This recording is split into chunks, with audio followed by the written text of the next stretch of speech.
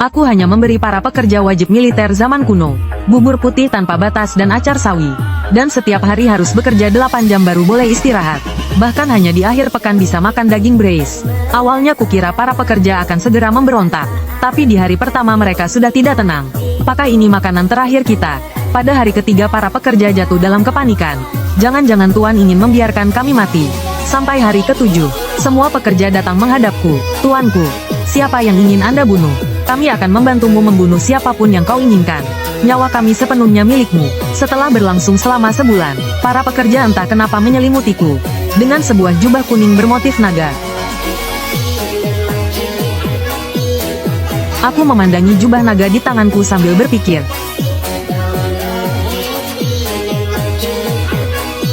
Aku selalu setia sepenuh hati pada negara ini. Sama sekali tak punya niat lain.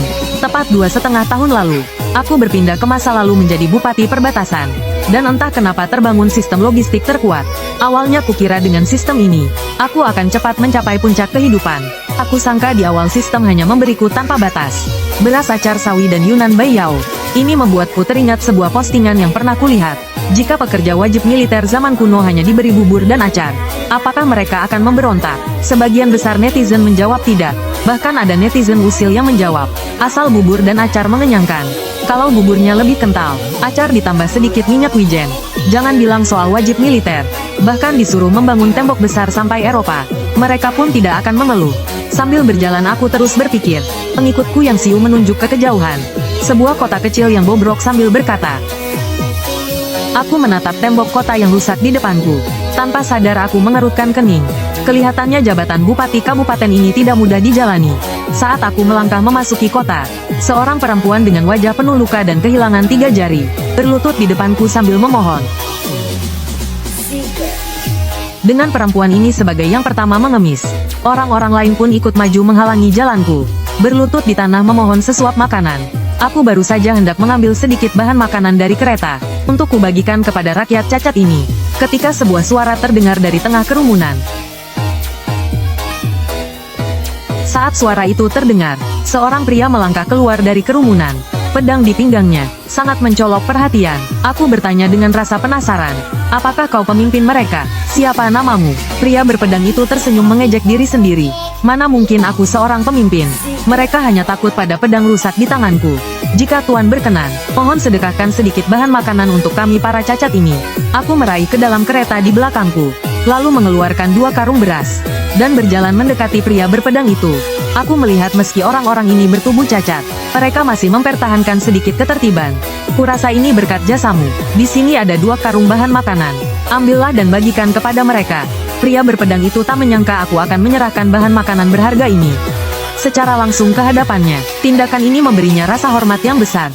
Setelah menerima bahan makanan dariku, orang-orang di sekeliling langsung mengucap terima kasih berkali-kali. Suara rasa syukur pun bergema.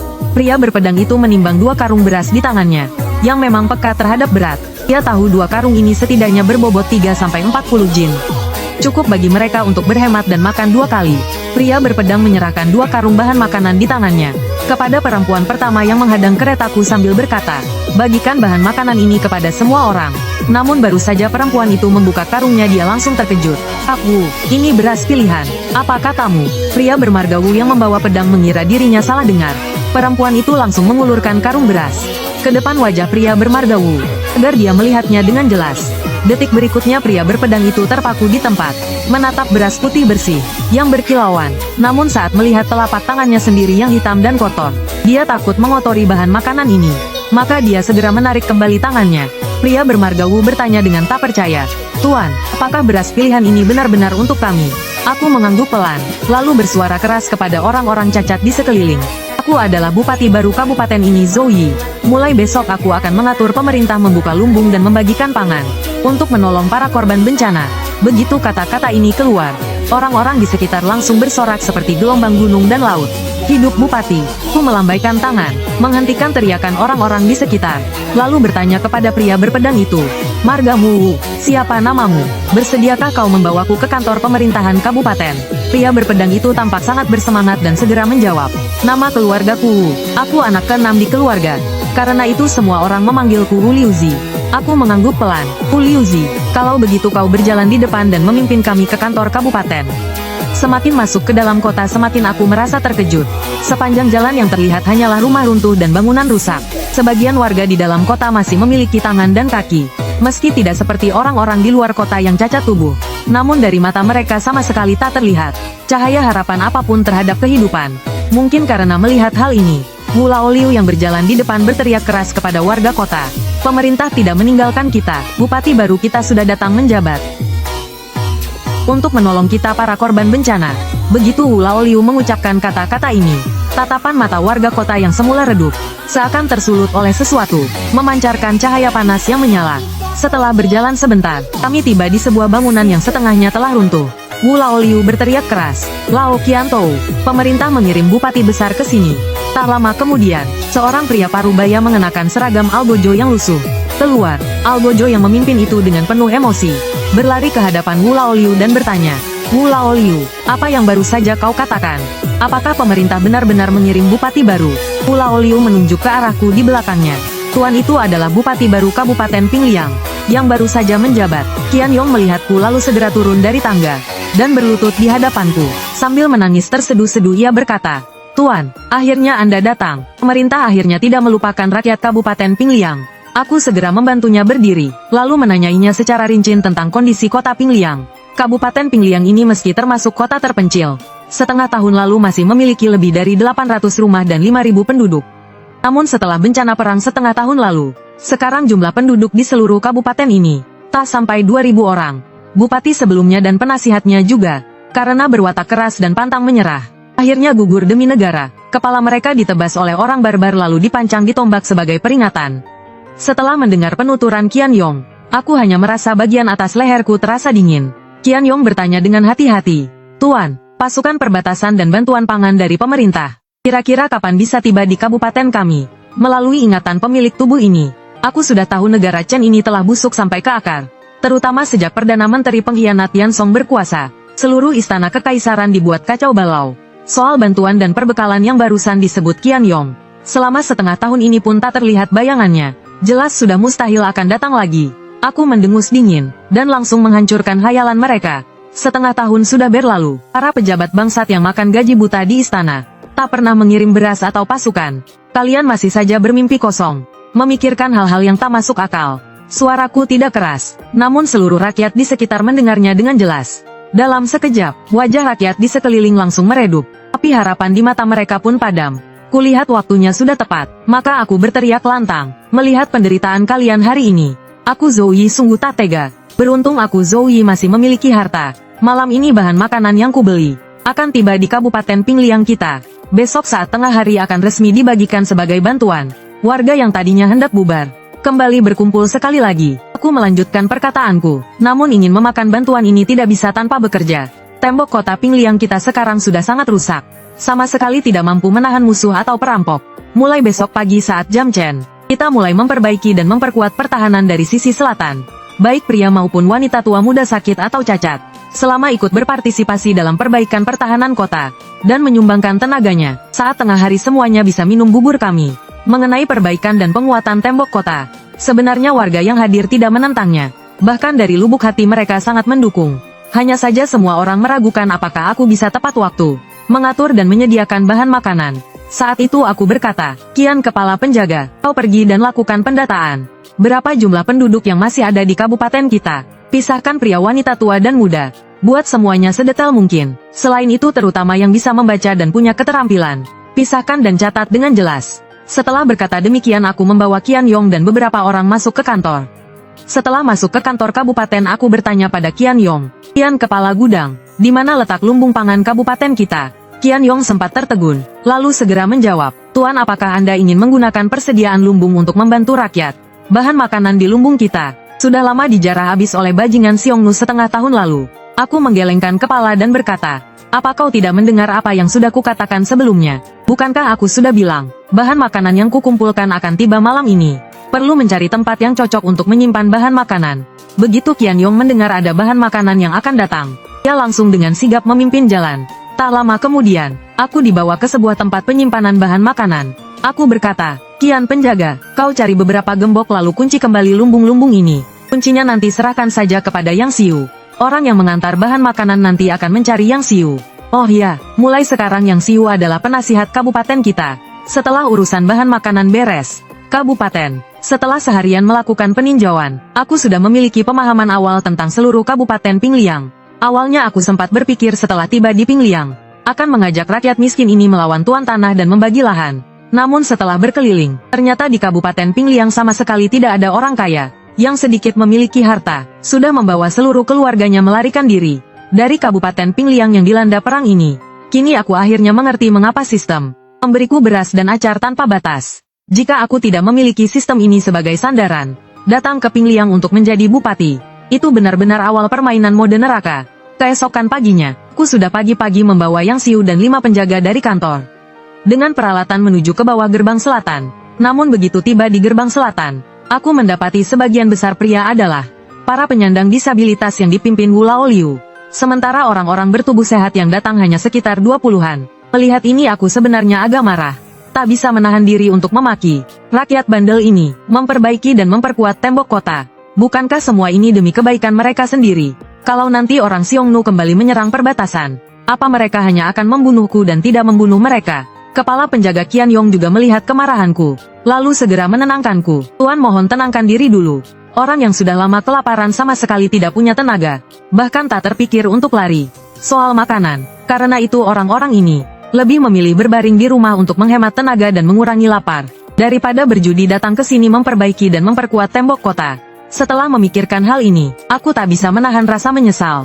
Seharusnya tadi malam aku sudah mulai membagikan bahan makanan. Dan saat semua orang sudah kenyang, baru mengusulkan penguatan pertahanan kota. Namun jika aku di depan mereka, mengeluarkan begitu banyak bahan makanan dari sistem, aku juga sulit menjelaskannya kepada mereka. Dalam hati aku menertawakan diriku sendiri. Ternyata aku masih terlalu muda, kurang pengalaman, padahal aku ini mahasiswa abad ke-21. Saat itu perkataan Qian Yong memotong lamunanku. Tuan, lalu apa yang harus kita lakukan sekarang? Aku membersihkan tenggorokan, lalu memberi perintah kepada semua orang yang sudah datang. Kian kepala penjaga, kau bagi orang-orang ini setiap 10 orang menjadi satu kelompok. Lalu daftarkan jumlahnya ke Yang Xiu. Saat tengah hari masak makanan sesuai jumlah yang terdaftar. Kemampuan manajemen Kian kepala penjaga cukup baik. Tak lama kemudian lebih dari 20 kelompok berhasil dibentuk. Namun dari lebih 200 orang ini, jumlah orang yang bertubuh sehat tidak sampai 10%. Ditambah mereka memang sudah lapar dan kelelahan. Maka efisiensi kerja pada pagi hari pertama memang sangat rendah. Menjelang waktu si aku berkata, waktunya sudah hampir tiba. Kau bawa beberapa orang pergi ke lumbung. Ambilkan jatah beras dan acar untuk lebih dari 200 orang ini. Ingat, hari ini buburnya dimasak agak kental. Mereka, satu persatu sudah kelaparan setengah mati. Hampir semua orang sedang memikirkan, apakah siang ini benar-benar ada makanan? Apakah Bupati hanya menipu semua orang? Kepala penangkap Kian langsung menyampaikan perintahku, untuk mencegah orang tak terdaftar ikut makan dan minum. Semua orang berbaris sesuai dengan kelompok masing-masing. Bersiap makan sesuai barisan kelompok sendiri. Saat tutup kuali bubur dibuka, uap panas bercampur aroma nasi menyebar ke sekeliling. Para pekerja di barisan paling depan mencium aroma nasi yang pekat. Tanpa sadar mereka menelan ludah. Namun yang lebih membuat mereka terkejut adalah, Yang Xiu kembali menyuruh orang mengangkat sebuah tong kayu besar. Di dalamnya penuh benda merah mengilap berminyak. Melihatnya saja sudah membuat selera makan meningkat. Aku membuka buku pendaftaran, lalu berkata kepada orang-orang di belakang. Semuanya datang sesuai kelompok dan nama masing-masing. Kesini untuk mendaftar lalu makan. Yang tidak tercatat namanya di buku, jangan bermimpi datang kemari makan gratis. Kelompok Wu Laoliu adalah kelompok paling depan.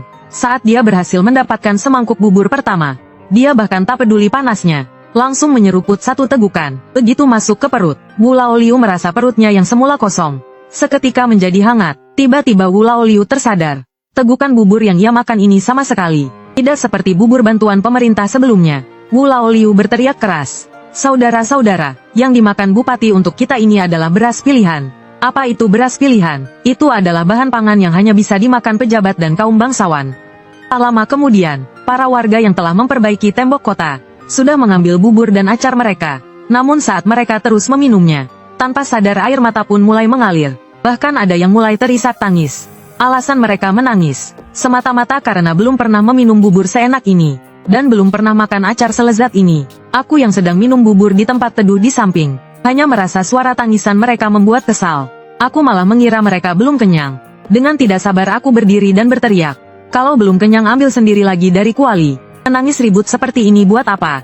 Orang yang tidak tahu bisa mengira. Seolah aku sebagai bupati tidak memberi kalian makan. Semua pekerja yang hadir mendengar perkataan bupati. Langsung terdiam di tempat dan berhenti menangis. Tadi bupati berkata 1 mangkuk bubur. Kalau tidak cukup masih boleh menambah bukan? Apa hari ini kami belum benar-benar bangun? Bisa minum semangkuk bubur seenak ini saja sudah kemewahan. Namun bupati malah bilang kalau kurang masih boleh tambah. Saat itu seorang pekerja yang masih belum kenyang setelah minum bubur. Dengan memberanikan diri berjalan ke hadapanku dan bertanya sambil membungkuk. Tuan, apakah kecil benar-benar boleh minum 1 mangkuk lagi? Aku mengangguk pelan sambil berkata, pergilah. Setelah memastikan perkataan bupati bukan kebohongan. Dia pun datang, bersiap mengambil mangkuk kedua. Setelah semua pekerja makan hingga kenyang. Aku pun berdiri dan berkata, kalian semua dengarkan baik-baik. Mulai sekarang, siapapun yang bekerja untukku, aku tidak akan membiarkan kalian kelaparan. Namun jika kalian berani membuat keributan dan berebut, maka setelah ini kalian semua akan kubiarkan kelaparan. Alasan aku mengatakan hal ini, sepenuhnya untuk menanam di hati orang-orang ini, benih kepatuhan pada perintah dan komando. Kabupaten Pingliang berada di persimpangan medan perang 5 negara. Hanya mengandalkan pembangunan tembok pertahanan saja tidak cukup. Aku ingin setelah tembok kota selesai diperbaiki, menggalang milisi desa dan melatih pasukan untuk menjaga Kabupaten Pingliang. Sebuah pasukan milisi yang bahkan tidak bisa kuperintah. Lalu apa gunanya semua pembangunan ini? Saat aku sedang membayangkan diriku memiliki sebuah pasukan yang gagah berani dan piawai bertempur. Kepala penangkap Qian Yong menyeret seorang pria bermuka licik dan melemparkannya ke hadapanku. Aku melirik pria yang berlutut di tanah. Penangkap Qian, orang ini melakukan kejahatan apa? Qian Yong menjawab, lapor kepada Tuan. Ini adalah seorang pemalas yang kecil tangkap. Anak yang berlutut ini bernama Bai Seng. Orang ini sama sekali tidak datang membangun tembok pagi tadi. Dia malah memanfaatkan saat semua orang menambah bubur untuk menyelinap ke dalam kerumunan. Mohon Tuan memberikan hukuman. Aku melirik Bai Seng yang terjatuh di tanah dan tidak terburu-buru menghukumnya, melainkan memerintahkan seorang penangkap mengambil 2 mangkuk bubur dan acar. Bai Seng benar. Tadi apakah kamu sudah kenyang? Bai Seng yang terjatuh segera berlutut rapi dan memohon ampun. Ampuni aku Tuan, kecil benar-benar sedang hilang akal. Baru berani menyamar sebagai pekerja untuk minum bubur.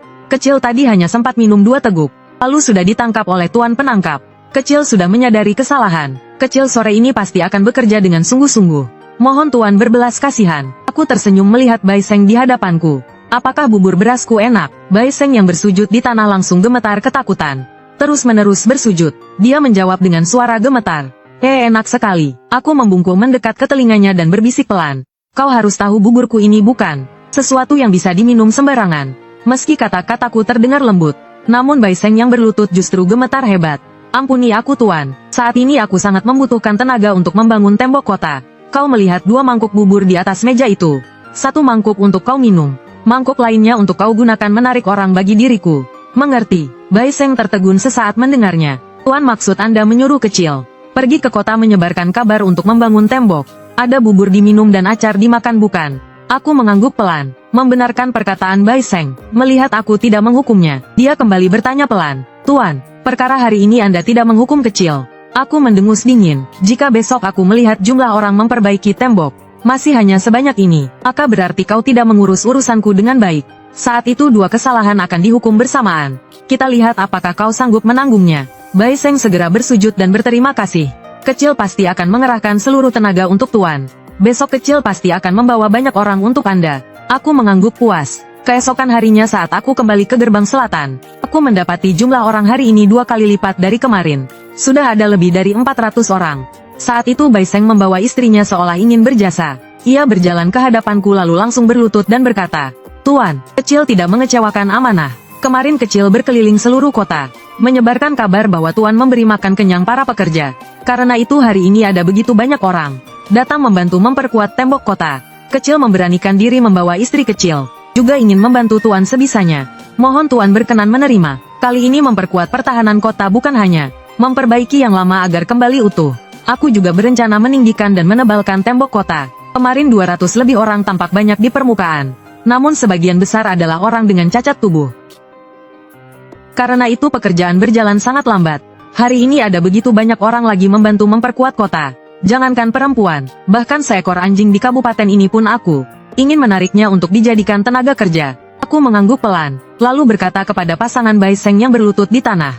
baik laki-laki maupun perempuan. Selama pernah berkontribusi memperkuat pertahanan kota, aku tentu tidak akan memperlakukan kalian dengan buruk. Lalu aku menoleh dan berkata kepada Qian Yong, "Oh ya, hari ini orangnya banyak. Pergi siapkan beberapa kuali lagi untuk memasak bubur." Saat hendak pergi, Qian Yong bertanya dengan ragu, "Tuan, hari ini masih memberi mereka bubur beras putih yang begitu berharga?" Aku balik bertanya, "Kenapa? Apakah bubur beras ini kau tidak mau minum?"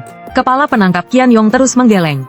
Sambil ragu-ragu ia berkata, Tidak, hanya saja bawahan merasa menggunakan bubur beras sehalus ini untuk kami minum."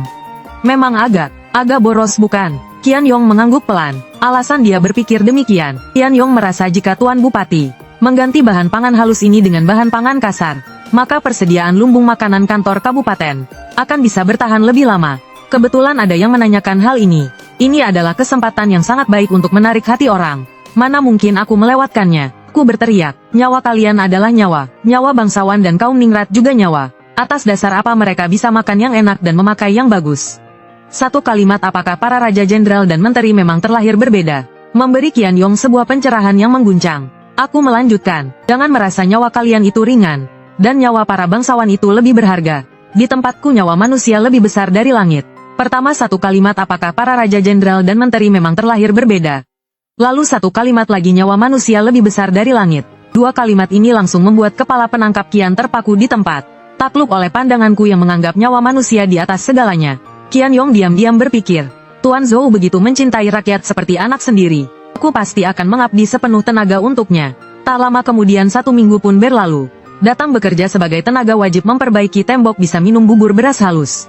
Soal bubur putih dari beras halus sudah tersebar ke seluruh kota. Baik laki-laki maupun perempuan tua maupun muda, yang utuh maupun yang cacat, datang, tanpa penolakan. Para perempuan dan orang tua yang lemah, semuanya diatur ke bagian logistik.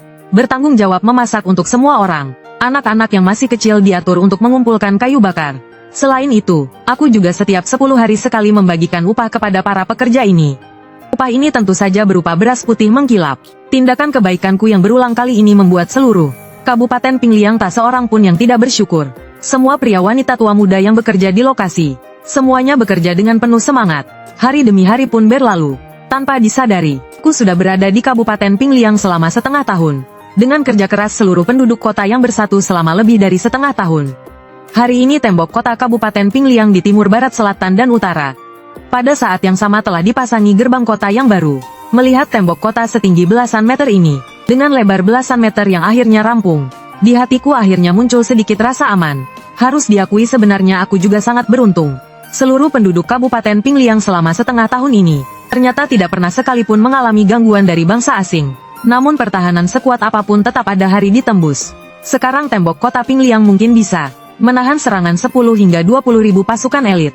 Namun Xiongnu di utara dan Hitan di timur, semuanya mengklaim memiliki pasukan berkuda berjumlah ratusan ribu. Walau angka itu jelas dilebih-lebihkan, namun aku percaya mereka memiliki belasan hingga puluhan ribu pasukan. Jumlah itu pasti tidak sedikit. Aku kembali menghela napas panjang. Dalam hati aku berpikir, jumlah penduduk Kabupaten Pingliang masih terlalu sedikit. Harus memikirkan cara lain. Sekarang tembok kota sudah selesai dibangun. Banyak rakyat sudah memperoleh cukup banyak bahan pangan. Kedepannya aku tentu tidak akan terus membagikan pangan. Jika terus begitu hanya akan melahirkan banyak pemalas. Harus membiarkan mereka berjuang sendiri dengan tangan mereka. Pada sore hari, aku mengumpulkan seluruh rakyat di dalam kota, para tetua dan saudara sekalian. Namun kita tidak boleh karena ini lalu merasa senang dan berpuas diri. Saat ini di utara ada Xiongnu, di barat ada Qiang dan di timur juga ada Hitan dan bangsa asing lain yang mengintai seperti elang dan serigala. Meski negara Chen kita juga memiliki 200 ribu pasukan yang ditempatkan di Guanpingyang, namun kekuatan bersenjata di dalam kabupaten kita sendiri terlalu kosong. Saat ini busur dan panah hanya ada 10 buah. Tombak panjang juga tidak sampai 30 batang. Baju zirah bahkan tidak bisa dikumpulkan satu set yang lengkap. Karena itu kabupaten ini memutuskan, mulai hari ini merekrut milisi desa, membentuk pasukan penjaga kota Kabupaten Pingliang. Siapapun yang menjadi anggota pasukan penjaga kota Pingliang, setiap hari makan 3 kali nasi dan acar. Setiap bulan mendapat jatah 200 jin beras dan 30 bungkus acar. Begitu kabar ini disampaikan,